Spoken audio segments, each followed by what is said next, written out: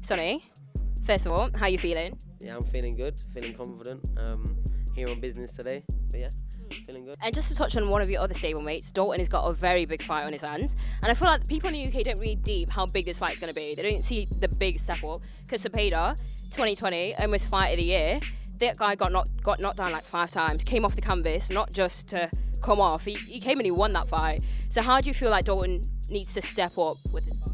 Yeah, Zepeda's definitely a step up from where Dalton's been competing at previously in a professional ring, but the level of talent he's always shown and ability has always stood clear. Dalton's a hell of a fighter, and the fights like Zepeda is the direction he needs to be going.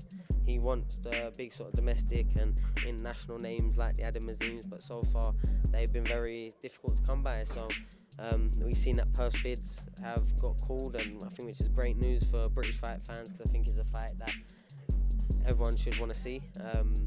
And with the way boxing's set up at the moment, with so many of the big international fights going international, I think when they are two British fighters that maybe aren't in the biggest stage of their career, that an all domestic dust up is probably perfect for both what their career needs and the fan needs. So yeah, I would like to see that fight. But yeah, obviously Dalton's got full eyes focused on Zepeda, and he needs to, because let's face it, Zepeda's probably levels right now above of what Azim's shown, even though Azim has the potential to show that he could probably go way past Zepeda in the future. But until he does it, it's potential rather than, accolades. Yeah, because like Zepeda's got a lot of experience, a lot of diversity he's going to bring to the ring. Do you feel like the British probably kind of underestimating him? So people are so focused on the Adam Azim fight because he's a big domestic name, but Zepeda's a big guy internationally. So yeah, I feel like it's easy for fans and also fighters and friends of Dalton and Adam, etc., to get excited with the prospect of such a big fight that's been built up so perfectly. Two are like the main prospects at the weight, pushed by 2 different rival platforms. It's sort of almost what it needs to be and what it's meant to be. But yeah, you can't overlook Zepeda because he's a big puncher and he's very, very tricky. He's a southpaw and he's been and shown that he can mix it out at world level. So Dalton has a big test at his in front of him right now.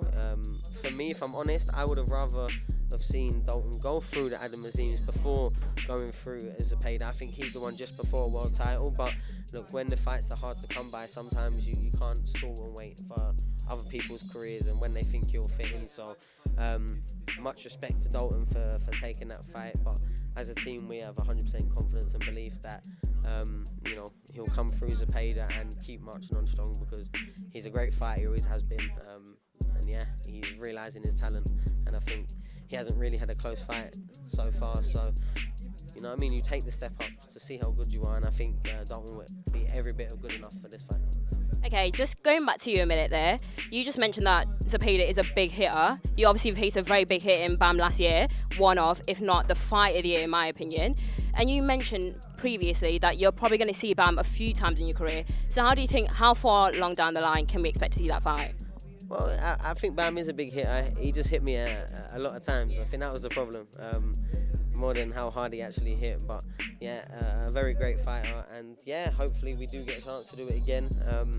Look, I look at the fights that get offered to me and spoke to me, and I go from there. Whatever the promoters usually want is what I should want, because it's what the fans want. It's the biggest fight, so I've got some plans of my own of what I can still do at age 28. We're looking at the prospect of maybe dropping down weight. I know I make flyweight so easy that I can definitely do that. I've been close before in previous fights recently making flyweight. So yeah, we've got a lot of plans. I think Eddie and DAZN are really getting behind me, see the value I can bring to a fight week, to a build up, to a fight. So yeah, just the main goal right now is to get busy for me, my fighters around me, and yeah, look forward to coming back. I won't be back in the ring for the next few months because after my last fight I got 4 months suspension, but yeah, as soon as I can go again, I'll be back in. Okay. Do you want to play a game with me? It's called Build a Boxer. Okay, so what are you thinking? You were scared. Okay, so basically I'm going to give you different aspects of boxers. You have to pick the best one to build the best boxer. So let's start with power. Who are you going? Current or Anyone. Mike Tyson. What a cop out. Okay, what about speed? Where are you going? Pacquiao. Okay. What about chin? Who can take a punch?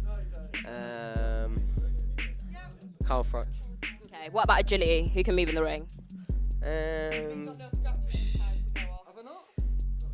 Oof. Regondo. Yeah, Regondo. I asked somebody else that question and they said you know. Yeah, but like I was thinking myself, but I can't say myself. So. What about ring IQ? Mayweather.